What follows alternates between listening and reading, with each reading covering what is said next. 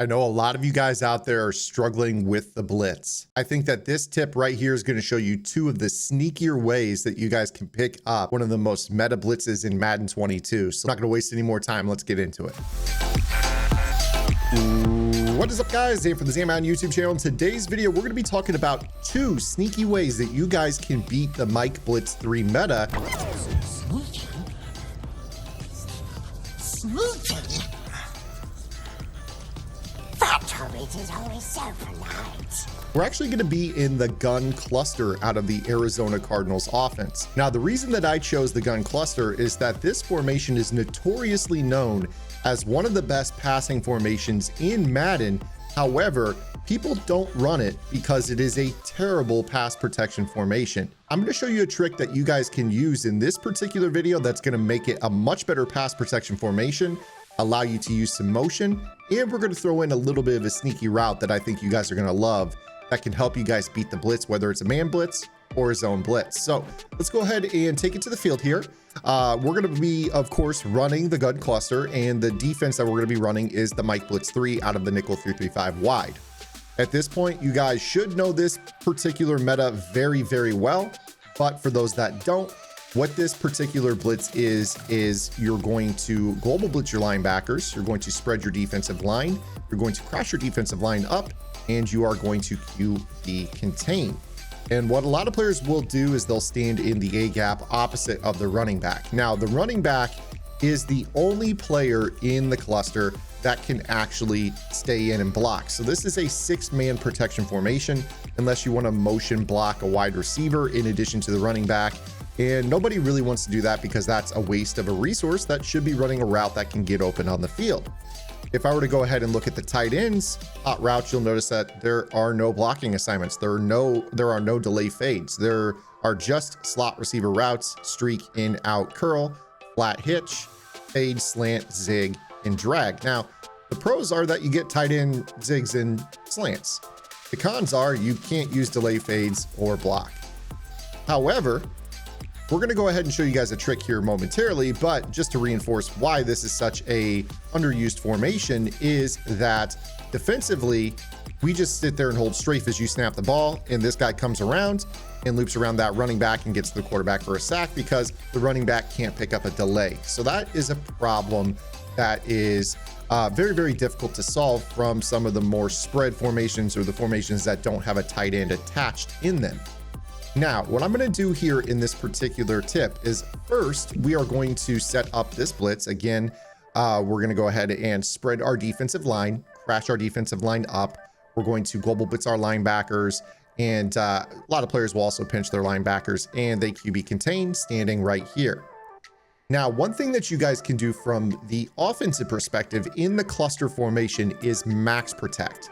Now, that only blocks the running back. But one thing that you're going to notice here when you go ahead and do this is that for some reason, when you max protect, if you motion your tight end across the formation and then motion them back, it will turn your tight end into a blocker. So the game still knows that that's a tight end, but there's something weird about the hot routes that occur when you guys go to max protect, motion, and then motion back. Now, the interesting thing is that this same trick also applies for the wide receivers. So if I wanted to leave the tight end on a route and not block him, but I wanted to block a receiver, you actually could do a very, very similar tactic with your wide receivers as well in certain cluster formations. Right here, this is the cluster strong. So you notice the receivers aren't max protecting on this, but the tight end, it does. Now, why is this important? This is important because now you can go ahead and use the tight end as a blocker and still be able to attack the field with the running back out of the backfield, whether that's a wheel. You know, a lot of people like to run, the flat wheel combo. A lot of players like to obviously use, some sort of vertical runoff pattern. And this is going to allow you to effectively pick up this blitz while being able to hit, your crosser, your wheel combos. You see right here, Hopkins is still running wide open. We throw that on a crosser for an easy gain. It's a very, very easy tip to use to beat the blitz. If you guys are enjoying this free YouTube content, I would strongly urge you to go over to my strategy website. GridironGamePlans.gg is your one-stop source for all things competitive Madden. Every week in our Vault Update, we take a look at the meta, or the most effective tactics available being used by pro players on the MCS circuit, breaking down not only how and why the pros do what they do, but most importantly, how you can counter those metas when you face them in online gameplay. On top of that, your subscription also includes any and every offensive and defensive game plan released on the website while your subscription is active, and access to our Discord server, where every single Wednesday, we have a live lab session covering the week's Vault content and any questions you guys have about Madden. So make sure you guys head over to gridirongameplans.gg. $9.95 per month unlocks the entire website. What I'm going to go ahead and do here is I'm going to go over to the other cluster formation. So I'm going to stay in the Mike Blitz 3, and I'm going to show that this trick also works in the regular gun cluster. So here in this example now, I'm going to choose, let's choose mesh post. And let's say for whatever reason, I really want to be able to throw the ball to the left to my running back, or whatever reason, we really want to use the tight end. So we're facing this blitz, we see our opponents line it up. A lot of players will do it as a pinch meta where they kind of run their defense looking like this. They're shading underneath into hard flats, and I don't want to pick this up with the running back. So what we do is we max protect. You can put the running back on whatever route you want, and then you just motion your tight end. See right here, when we motion the tight end, he goes across. He is now a blocker. You don't have to motion back in the cluster, although you could if you wanted to. And then if I go ahead and motion Kirk across the formation, you see that he becomes a blocker on this side. So this is what I was talking about earlier with the cluster formation, is that you actually have the ability to motion any of the three receivers back and forth, and they will be blockers if you've already put in a max protect. The one exception is the B receiver. As you can see right here, he's the one player that does not really allow you to do this. But again, you take a look at the tight ends hot routes, it's the same slot receiver hot routes with no blocking assignments whatsoever. So this is going to allow you now to be able to pick up this blitz. And really, if they're blitzing that extra corner, you'll face some players that know, oh, hey, he's blitzing everybody. Or he's blocking this correctly, let's blitz everybody, and they'll kind of just hang out right here. This is a way that you can kind of, get back at them by using this unique protection out of the cluster, which is, it's pretty nice to be able to have that. So you see here, we snap the ball, we get the wide receiver, we throw our post across the formation, we use a vertical runoff, and we're able to pick up a nice gain. Now, you guys understand the blocking formula for the gun cluster. We're going to now show you guys a route that you guys can use to better attack the blitz. And I think that this goes in perfectly with what we just broke down. So for instance, we've got this play right here that I rather love, which is mesh post. I think that the cluster runs this so well because you've got these post routes, these corner routes from this alignment that, it's actually rather difficult to stop. And one thing that we're going to do here is show you guys these drag routes, these special drag routes. And if you take a look at mesh post right here, you've got a meshing combination, which is a drag left to right and a drag right to left, but you'll notice that they have hooks in them. These hooks are the ultimate option route in the game for beating a blitz. So if I were to apply this to, say, the gun cluster at back strong, you see in their play mesh and mesh post, you have those routes. So let's go ahead and show you what they do. So when we go ahead and run the Mike Blitz 3 meta, what we're going to notice is that this is a very adjusty blitz that a lot of players like to run. That's predicated obviously on getting heat and making your opponent guess wrong offensively as to whether or not you're zone dropping or hard flatting or individually manning people up. The cool thing about these routes are that you guys will never be wrong on what your check down should be. If it is a zone blitz, these little mesh drag routes will basically end up checking over the middle and being hitches.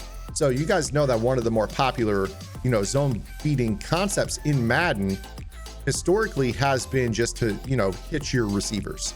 So again, you'll kind of see here that when we run this concept, you see a lot of players that will do something like this, for instance, where they will, against a spacing call or against a zone blitz call, they'll just kind of hitch up both seams. And, they're relying on, obviously, the user. They read the user. Okay, is the user, which hitch is open, left or right? And then they throw the hitch, right? Well, these drag routes that can turn into hitches against zone blitzes or zone in general are the same thing. So if we set up the same blitz again here, we go ahead and from the defensive perspective, set up our Mike Blitz 3, and we know that's coming, right? So the first thing we do as an offense is we max protect and then put our running back on whatever route we want. We motion our tight end, right? Obviously in the cluster halfback strong, we have to motion him across and then motion back. In the cluster, we just have to motion him across, which is probably a little bit better, but stay with me here. So again, you see how Kirk is on a hitch that, or a drag that hitches in the left seam, and Hopkins is on a drag that hitches in the right seam. If we are running a zone blitz from the defensive perspective, you're going to notice that we will be able to do the same thing with these being, throws that you can take quick off the line if there's a hole over the middle on the release, or you can let them settle down and attack the user. So we snap this ball. Right there, our tight end failed us, but I'm just going to scramble. You see how both of them actually sat down and I was able to throw the ball over the middle? Right there, our tight end kind of let us down. Don't worry about that. But you saw right there that because this was a zone blitz, both of those drags hitched up over the middle of the field after they crossed one another and made themselves available to the quarterback. Meanwhile, running back pulls the flat zone out on the right. We had to use an escape artist to get away from the pressure. That's okay. Sheds and missed assignments still do happen in Madden, of course. But we were able to hit our check down over the middle. And of course, we could set up whatever route combos we want around those. Now, this is where it gets really cool. A lot of players will traditionally, and I'm going to go back to the regular cluster for the purpose of saving time here. A lot of players will say, okay, well, if he wants to run that little hitch, I'm just going to man it up. That's traditionally something that a lot of players will do, is man up a hitch, because that makes it so you don't have to worry about using it. So, as it pertains to this, let's say that they know that Hopkins is going to run that hitch, and they know that for whatever reason, let's just say they know that Kirk is going to run that hitch. Let's turn this into a cover, let's turn this into a cover 2 on the right side here. So maybe they set up something super, exotic like this, and then obviously they're using the middle of the field, right? The thing about this is that when you are running these option drag hitch routes, they actually keep running if it's man-to-man. So in this situation, I've only got one of them, but we've done our max protect. I'm going to go ahead and motion Williams across the formation. I'm still going to use, my Chase Edmonds on a wheel. But let's just say for whatever reason that, we run this and it's manned up, right? So we go ahead and snap this ball. Our guy misses block again, but we're still able to throw that crossing route because it keeps running away from his man, right? So again here, let's go ahead and set this up from a defensive perspective. Naturally, a lot of players will tend to man things up. So if we go ahead and set up this blitz, a lot of players want to go ahead and mug this gap.